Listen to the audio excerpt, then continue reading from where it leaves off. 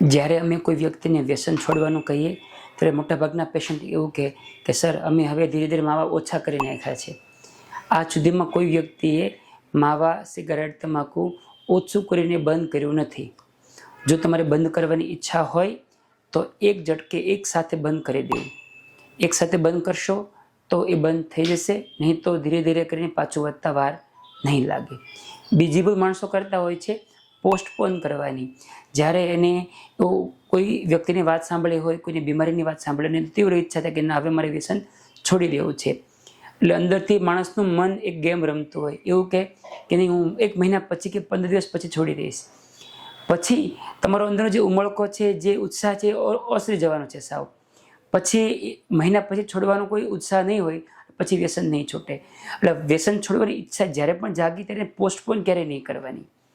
અને ત્રીજી વસ્તુ, વ્યસન જો છોડો અને વ્યસનીને નહીં છોડશો તો વ્યસન નહીં છૂટે. જો તમારો સતત ઉઠવા બેસવાનું વ્યસની વ્યક્તિ સાથે રહેશે તો તમારું વ્યસન ક્યારેય નથી છૂટવાનું. તમે જે વ્યક્તિ હેલ્થ કોન્શિયસ છે, જે નિર્વ્યસની છે, એવા સમાજની વચ્ચે રહેશો તો તમારું વ્યસન સહજ રીતે છૂટી જશે. આ 3 કાળજી રાખવી ખૂબ જરૂરી છે.